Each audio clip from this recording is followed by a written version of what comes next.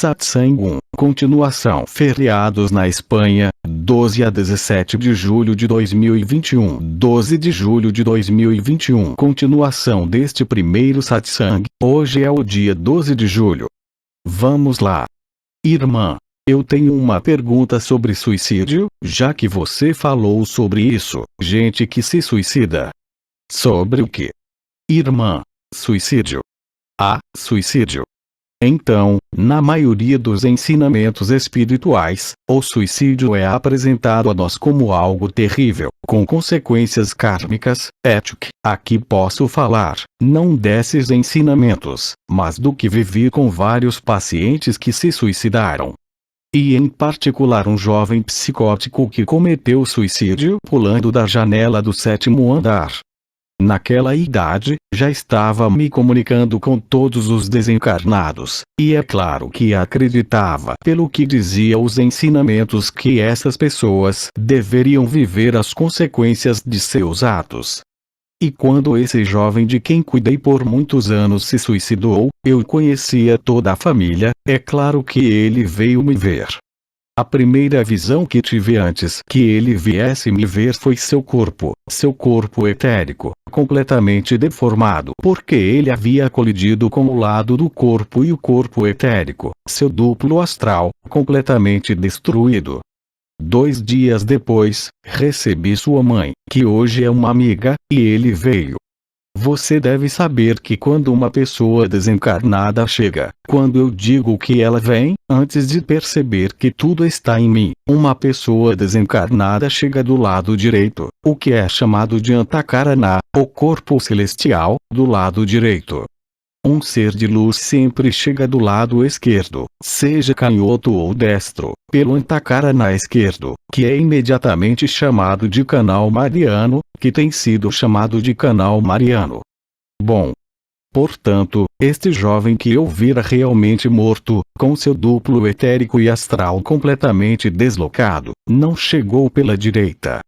Ele chegou da esquerda como um ser de luz e me disse: não se preocupe, não tenho nada a pagar, estou livre. Naquela época eu não sabia nada sobre o que estou passando hoje, então não estabeleça nenhuma regra com o suicídio. Os seres que estão muito despertos ou muito despertos para si mesmos não precisam pagar nada. Somente aqueles que ainda acreditam em seu personagem ou no sonho pagarão pelo ato de suicídio. Esse jovem já era muito especial.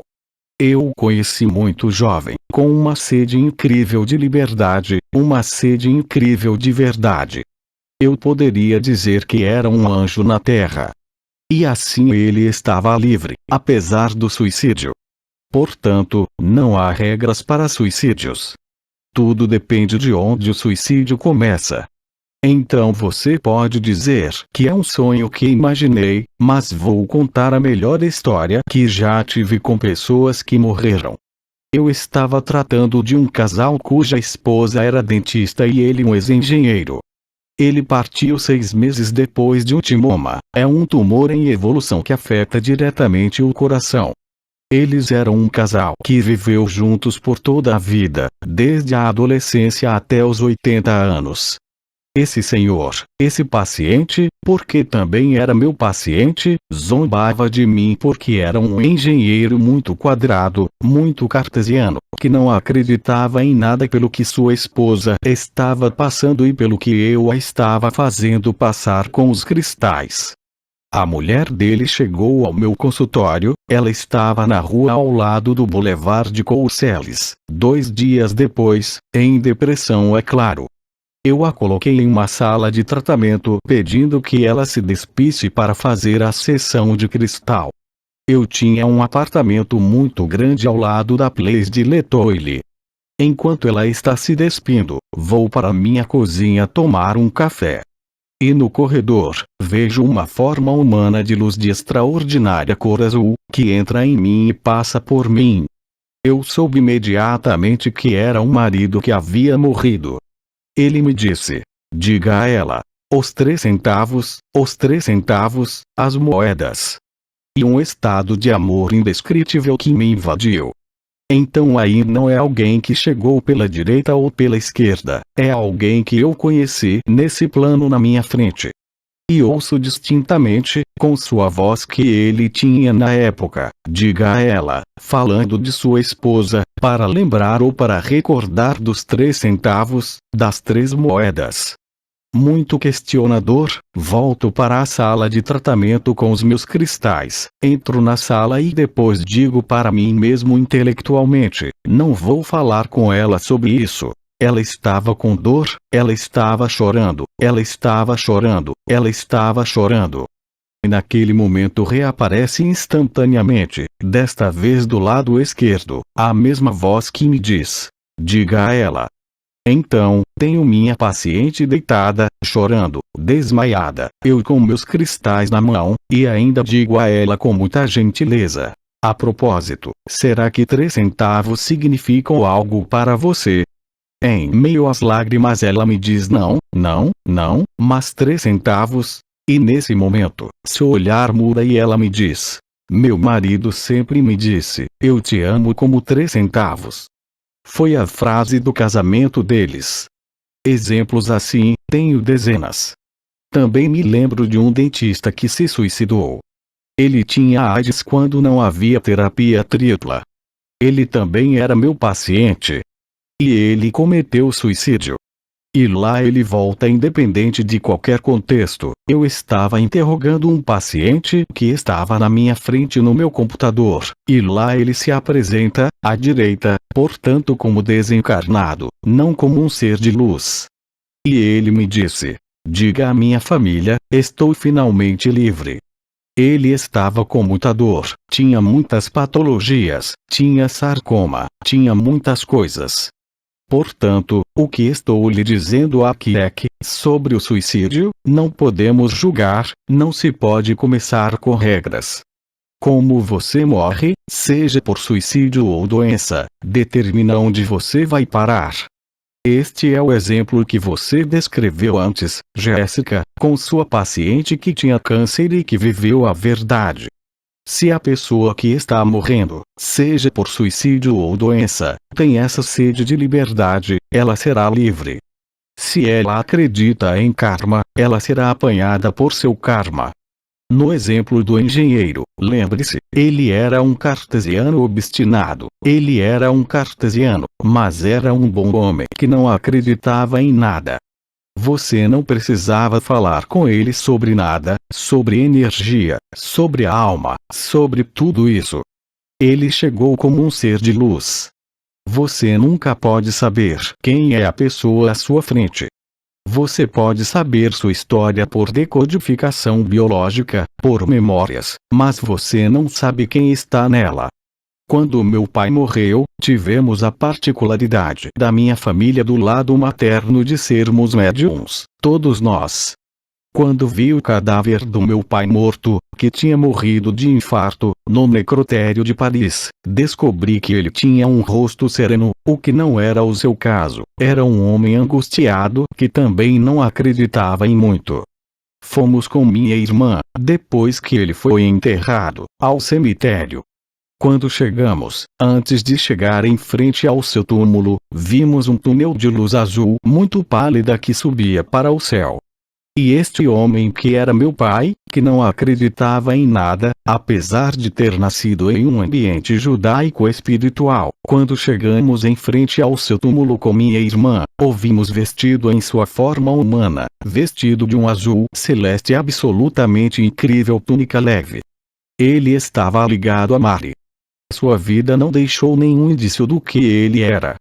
Então, quando você tem acesso a uma pessoa, pode ver sua alma, pode ver sua história, sua memória, mas você não sabe se é um anjo ou um demônio que está lá. Tudo é possível. O mesmo ocorre com o suicídio. Não existem regras, tudo depende da realidade, do real dessa pessoa. Não em sua história, ou seu personagem ou sua idade, mas no que ele realmente é. E posso dizer que tive muitas surpresas em relação a isso, de ver pessoas que eram cartesianas, que não acreditavam em nada, que eram anjos ou mesmo arcanjos, e que ainda em seu personagem não tinham nada a ver com isso. Na época eu não entendia bem, claro, mas hoje entendo. É uma cena teatral, não há nada real sobre o que estamos passando. Esta é a minha experiência, através de alguns exemplos. Também vi os chamados mestres espirituais ficarem apavorados com a morte que se aproxima. Apresentavam-se como seres de amor, tinham ensinamentos, discursos que absolutamente não correspondiam a quem eram. Não temos como saber, na realidade do espírito, o que são os seres que encontramos. Lembro a você Kubler-Ross, Elizabeth Kubler-Ross, a psiquiatra suíça, que conta em um de seus livros que certa vez conheceu um anjo. Ela também estava viajando. E ela disse ao anjo: mas se você reencarnasse hoje, você reencarnaria como um instrutor da humanidade, como um mestre? Você sabe o que o anjo respondeu a ele? Ele disse a ela: de jeito nenhum. Se eu tivesse que reencarnar hoje, encarnaria como uma criança que está morrendo de fome. Elizabeth Kubler-Ross disse: mas por que razão? E o anjo respondeu com mais naturalidade: para sentir o amor humano por mim. Coloca de volta no lugar as ideias de domínio espiritual ou mestre ou guru. Você não sabe com quem está lidando. O pior demônio no comportamento humano pode ser um grande santo. Tudo tem sua razão, mas não temos acesso a essa razão. Nunca. É neste sentido que não podemos julgar e que o pior dos arcontes, aquele que chamamos de Yahvé e Aldabaoth, talvez sirva à humanidade muito mais do que Maria neste exato momento. Porque saímos do sonho, saímos do pesadelo. Quem somos nós para saber a verdade? A única coisa que sabemos é que, em última análise, não sabemos nada sobre a história. É apenas do ponto de vista do absoluto que você vê que tudo isso não existe. Talvez o pior de nossos algozes seja nosso salvador na cena do teatro. Cada caso é diferente. Mas cada caso pertence a um cenário cujo único propósito, tanto neste tempo ilusório como no cenário global, é simplesmente acompanhar o roteiro, o cenário, para nos conduzir ao nosso real. O desdobramento da criação, o desdobramento das dimensões, o desdobramento do tempo e do espaço, tem apenas um propósito: nos conduzir ao real. É o mesmo para todos os atores, aquele que tem maior dos papéis entre aspas, do que o figurante que nada sabe. Essa é a inteligência do real, essa é a inteligência da luz, que nós somos e que esquecemos. Você só conhecerá o real e a verdade, que é imutável, do absoluto. Todo o resto está condicionado, todo o resto foi escrito, você não pode mudar uma vírgula do que está acontecendo. Isto está de acordo com o princípio da aceitação, que o pesadelo que está acontecendo na Terra e neste sistema solar, porque eu lembro a vocês que não é apenas Nibiru se aproximando, mas é uma multidão de estrelas mortas e uma multidão de buracos negros. Este é objetivamente o fim do mito da criação. O que estou lhe dizendo não é uma crença ou adesão a nada, é o real. Mas isso não poderia ser revelado antes. Cristo havia prefigurado isso ao dizer: eu e o Pai somos um. Hoje somos todos coletivamente o Filho do Homem, o que é chamado de filhos ardentes do Sol, os Kiristi. Todos nós somos, coletivamente, a conclusão e o início da criação. Todo o resto só faz passar. E a única liberdade é reconhecê-lo e vivê-lo. Todo o resto é história e a história não é verdadeira. Eis aí, para resumir, o que posso dizer sobre suicídio e morte. Quando eu digo a você que você nunca nasceu, que você nunca morreu, é a estrita verdade. Este corpo é mortal, claro, a alma é mortal, felizmente. Irmã, Então, nós ainda experimentamos coisas, quando saímos do ventre de nossa mãe. Isso é real, mas é uma mentira. Nisargadatta disse: se você quer encontrar a verdade, faça um esforço para simplesmente relembrar memórias desta vida antes dos 3 anos. Irmã, antes dos 3 anos. Sim. O sentimento de individualidade, que é falso, não existe no recém-nascido. Ele aparece por volta dos 3 anos. É quando você percebe que é um indivíduo, porque foi chamado pelo seu nome, porque você percebe que está em um corpo ou que é esse corpo. Mas antes dos 3 anos você está livre. Nisargadatta insistiu muito nisso. Procure encontrar as lembranças de antes dos 3 anos e verá que naquela época, mesmo que estivesse neste corpo, você não era este corpo, você o conhecia, você o vivia. Simplesmente educação, identificação com um sobrenome e um nome, tem precedência sobre a verdade. E quando você descobre uma ou mais memórias de antes dos 3 anos de idade, você realmente entende por experiência que nunca nasceu. Você não precisa de vibração, energia, história, memória para vivenciá-lo. É algo que se impõe, diretamente. Sim. Irmã. Então, uma criança de 18 meses, 2 anos, é um espírito. Claro. Irmã. E nós o fazemos experimentar coisas, mas na verdade ele tem esse corpinho, mas ainda é espírito, não pode falar, não pode expressar. Claro. Assim que você se expressa, assim que nomeia, você se identifica com a história e a memória. Irmã, se dissermos que ele é espírito, ele se reconecta. Como? Irmã, se dissermos a ele que é um espírito, ele se reconecta. Claro. Irmã, oh sim. Claro. Essa é toda a formatação dos pais, pois mesmo que falemos em karma, o karma não está codificado nos corpos sutis até depois do aparecimento do corpo astral, ou seja, aos 7 anos de idade. O corpo mental não aparece até a idade de 14 anos. Irmã, você já sabe há anos, e começou já nos anos 90, tenho a capacidade espontânea e natural de me comunicar com animais, borboletas, árvores, plantas, baleias, é claro agora. Mas hoje eu notei algo muito diferente. Aconteceu comigo há apenas um mês com um cervo. Não sei se foi um cervo ou um cervo jovem.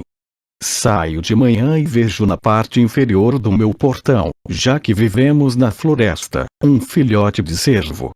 E eu olho para ele e espontaneamente decido, isso acontece por si só, de me colocar no coração. Aconteceu sozinho, não foi decidido, veio assim. Bem, o animal me respondeu, ele ficou na minha frente. Durou um quarto de hora, com amor, mas incrível. Então, quando você passa por isso, você não faz a pergunta sobre história ou memória ou o que quer que seja. Você está no momento e os animais se reconhecem instantaneamente. Então é claro que era um cervo, não uma baleia ou um elefante. Mesmo assim, a ressonância ágape se estabeleceu. Houve uma comunhão. Por um quarto de hora, tive lágrimas nos olhos porque cada vez era algo extraordinário, e depois ele seguiu seu caminho. Mas para te mostrar que até no sonho, neste palco do teatro, tens a possibilidade de te encontrares em qualquer circunstância, com uma planta, a primeira vez que experimentei foi em 1990, é antigo. Perdão, sim, em 1990, com uma borboleta. Também está escrito no meu primeiro livro. Interrupção, hora de ajustar a temperatura da sala. Naquela época é claro que não tinha a experiência que tenho hoje. Ajuste da temperatura ambiente. Eu estava dizendo que naquela época, em 1990, eu não tinha a experiência que tenho hoje. Mas já era esse amor ágape que se manifestava. Essa borboleta ficou mais de uma hora, dançou uma dança em volta de mim, coloquei meu dedo, ela pousou nela, saiu e voltou, sem parar. E então eles voltaram a dois. Eles realizaram uma dança de casamento absolutamente incrível. Nunca tentei descobrir o que era essa borboleta, ou que raça ou espécie. Eu estava imerso em contemplação. Se você é capaz de viver isso, todos são capazes de viver, é por isso que não é apenas a mente. Você está totalmente imerso em quem você é. Existem eventos agradáveis, é claro, mas é vivido da mesma forma nos eventos mais desagradáveis, como a morte, como o sofrimento. Tenho dito muitas vezes que na neurociência há muito pouca diferença entre sofrimento e morte. Tanto é que você sabe muito bem que nas religiões inventaram-se os autossacrifícios, a autoflagelação. Já se passaram anos desde que Avraham Mikhail Ivanov nos disse: medo ou amor. Já se passaram meses e também alguns anos desde que Bidi acrescentou: amor ou sofrimento. Estas são apenas duas versões da mesma moeda. Ela está intimamente ligada, também na neurociência, em particular graças a um neurotransmissor chamado serotonina, que está em jogo e em competição no cérebro com a dopamina, a amina que dopa. A dopamina é a busca do desconhecido, a assunção de riscos, a serotonina está ligada à prevenção do sofrimento. Os dois competem no cérebro e, ao mesmo tempo, estão em sinergia. É por isso que há anos nos dizem medo ou amor. O medo é uma fuga do momento presente. O medo sempre vem do passado ou medo do futuro. No momento presente, não há lugar para o medo. E da mesma forma no momento presente, não há lugar para o sofrimento. Eu lhe contei antes do intervalo a experiência dessa amiga que morreu em uma alegria inefável. E nossa irmã médica nos disse a mesma coisa com uma paciente em estado terminal. O abandono à luz de que falou Anael há 12 anos, o que chamei de sacrifício do eu e a ressurreição, o abandono de qualquer pretensão de ser algo diferente do que somos no momento, aceitar e acolher o momento presente é o único caminho possível para a liberdade, não há outro. Mesmo o que chamamos em 2009, 2010, durante as bodas celestes de elevação vibratória, a expansão da consciência ao supramental, foi apenas um pretexto para nos aproximar o mais possível da verdade. A verdade é sem você, a verdade é sem ninguém, e é justamente quando você está neste momento presente, que você não é mais afetado por memórias, por histórias, até mesmo a mais prodigiosa espiritualidade, que você é livre. Não é possível de outra forma. O supramental é apenas uma etapa, apesar de tudo que Sri Aurobindo possa ter escrito, para quem sabe um pouco, que leu por exemplo Savitri. Savitri é poema sobre o fogo. Sabe quando Sri Aurobindo morreu? Morreu de insuficiência renal, foi ressuscitado, voltou para falar com a mãe, sua companheira, e mãe disse-lhe: mas se você pôde voltar, você pôde ficar.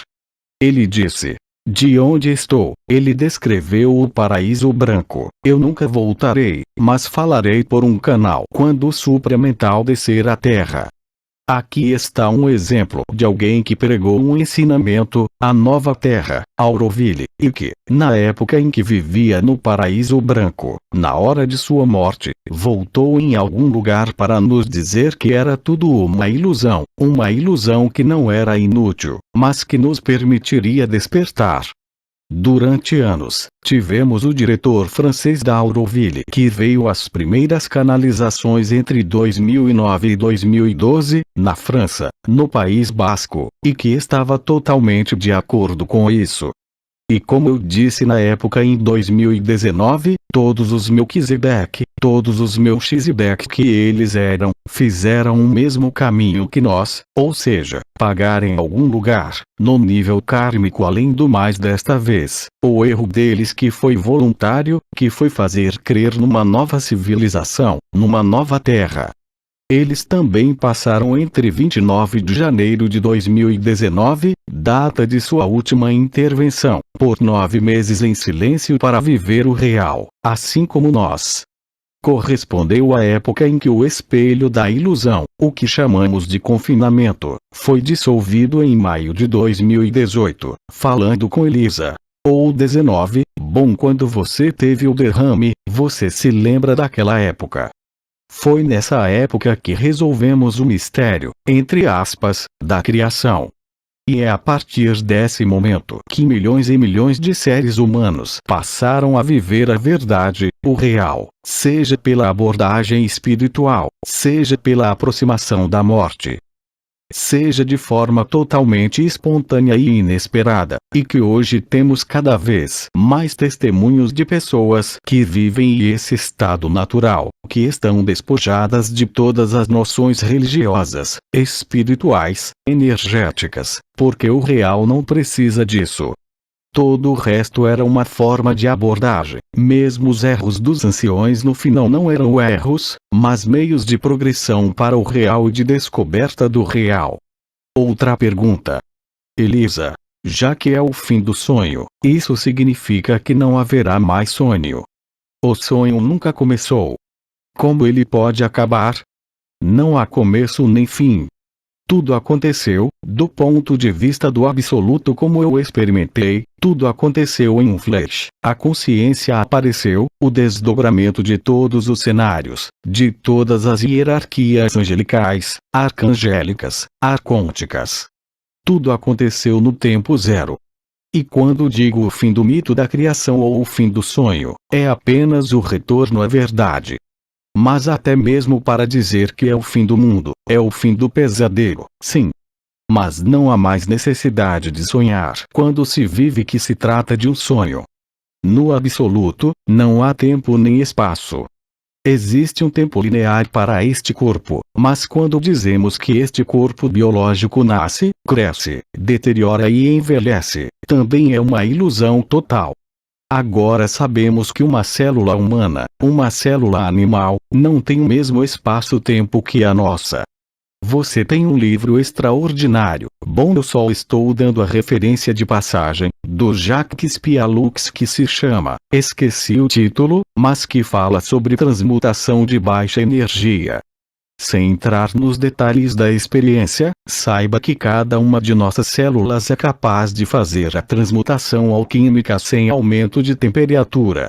Hoje, se queremos transformar a sílica em cálcio, precisamos de fornos de alta temperatura, precisamos de pressões enormes. Nossas células fazem isso normalmente sem aumentar a temperatura, pois a reação química ocorre em tempos infinitamente curtos. Acontece em nossas mitocôndrias de forma extremamente diária e cotidiana, por meio do que se chama, digamos assim, ciclo de Krebs, ou seja, a transformação de moléculas em outras moléculas. A base de tempo da célula viva não é todo o tempo que conhecemos com o passar das horas, os meses e os anos que passam. As coisas não são como parecem para nós. As coisas também não são como as percebemos, mesmo corretamente. E isso nós não podemos apreender, nenhum conhecimento pode levá-lo até lá. A compreensão vem diretamente da experiência. Quando você vive o que se chama de comunhão, ressonância, ágape, acabou, você não se deixa enganar por mais nada. O sonho continua, com suas alegrias e suas tristezas, mas você sabe com certeza que não é nada real e muda tudo em você. Você é livre, está disponível em qualquer estado, não é mais afetado por sua mente, não é mais afetado por memórias e não está mais na apreensão de qualquer futuro. A verdadeira liberdade está apenas aí. É isso que vivemos hoje coletivamente, de acordo com um cronograma que foi escrito desde o início. O que passa é o sonho. Mas uma vez que você sonhou tudo, uma vez que você viveu e compreendeu que você é tanto o bandido quanto o arconte, quanto o Deus, como o santo, de que adianta continuar? O menor sonho. Você apenas tem que estar vivo, você só tem que estar presente tão claramente quanto possível em tudo que a vida dá ou tira de você. É nessa hora, quando você está realmente disponível para a vida, que você vive a vida. Como eu disse, você não vive a sua vida, mas vive a vida, que muda tudo. Aqueles que aceitam perder a vida vão encontrá-lo. Não temos que ter medo, só temos que entender o sofrimento. Qual é a sua única fonte, que é a falta de amor, seja o que for esse amor. Não estou falando apenas de ágape, mas também dos 7 ou 10 amores diferentes que os gregos identificaram. Segundo as tradições, são 7 ou 10, eros, philia, não vou dar-lhe todos os nomes. Ágape é o estado de amor sublimado que não depende de ninguém. Este é um momento em que você entende o que Khalil Gibran dizia. Seus filhos não são seus filhos, e você não pode fazer nenhuma diferença entre cada um, porque não há mais pertencimento, não há propriedade. Em 2019 em Tenerife, tivemos a revelação de que o sobrenome e o primeiro nome que transportamos nesta encarnação foi também uma das chaves para nos libertar da identificação deste sobrenome e deste primeiro nome. O sobrenome que carregamos, o primeiro nome que carregamos é a chave definitiva apenas pronunciando-os.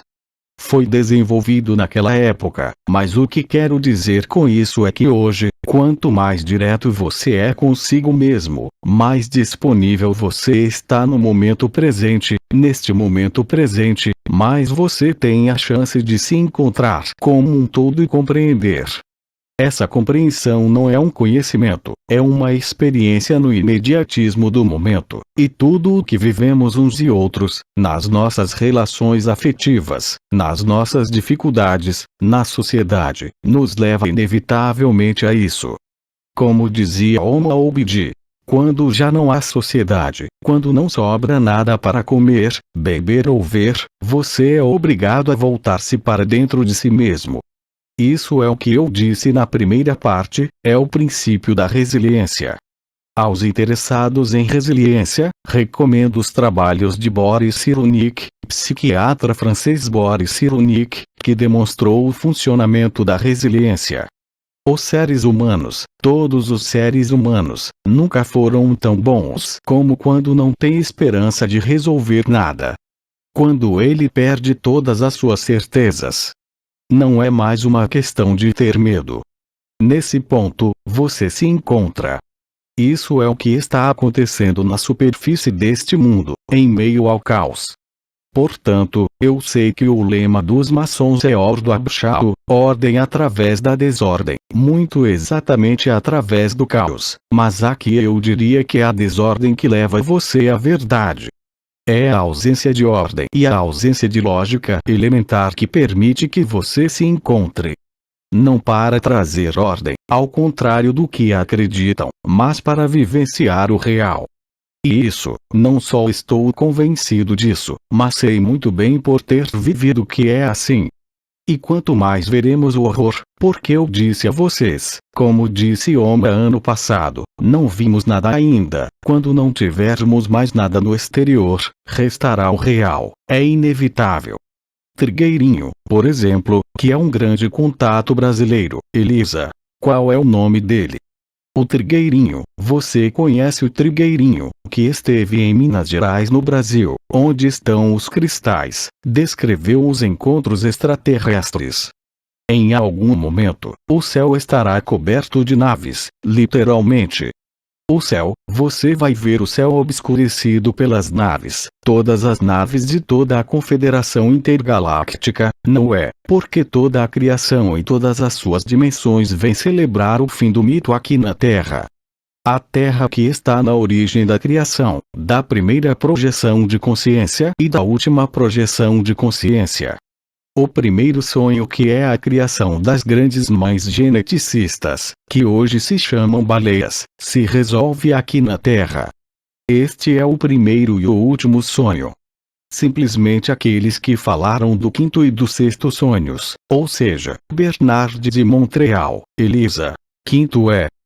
E desde o sexto sonho, sejam os aborígenes australianos ou mesmo o ensino truncado de teosofia e antroposofia, só puderam ver claramente a sexta raça raiz ou o sexto sonho, que é chamado de raça azul, nada mais é do que o retorno à verdade e ao real.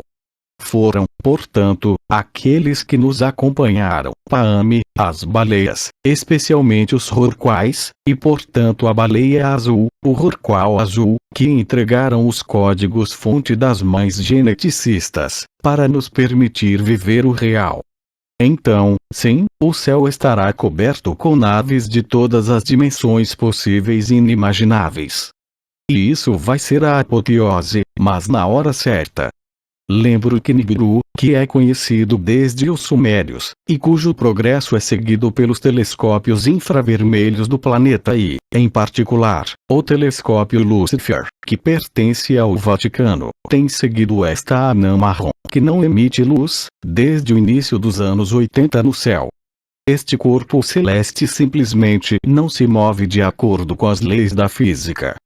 Ele pode dar a impressão de avançar ou retroceder, como um planeta quando se diz ser retrógrado quando se move, um deslocamento percebido por nós, Terra, em relação a este planeta, mas que este planeta está sempre avançando de fato.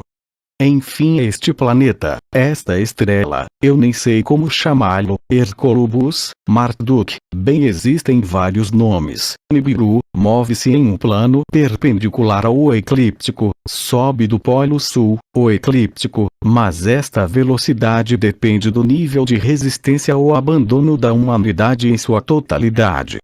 No entanto, existem marcadores extremamente precisos de sua abordagem magnética que são: 1.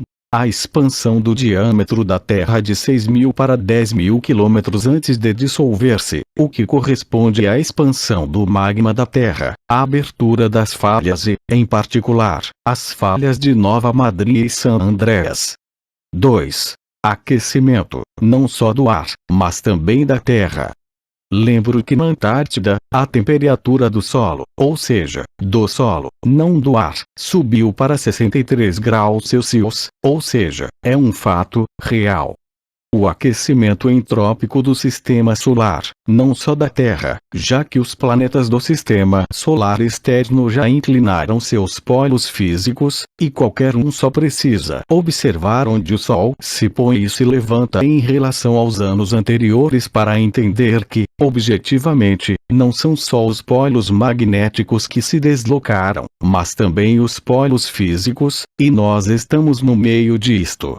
Estamos vivendo o evento coletivo há mais de um ano. Como eu disse em um vídeo que deveria ser humorístico na época, em junho de 2019 sobre o St. Lawrence, falei da pandemia de Ágape. Em junho de 2019, há um vídeo no Facebook onde eu disse que era o início da pandemia de Ágape, e 6 meses depois, eles trazem à tona a pandemia do vírus da corona. Então você tem a escolha de viver a pandemia de Ágape, a pandemia do amor, ou a pandemia do medo, é uma ou outra. Vou terminar com estas palavras.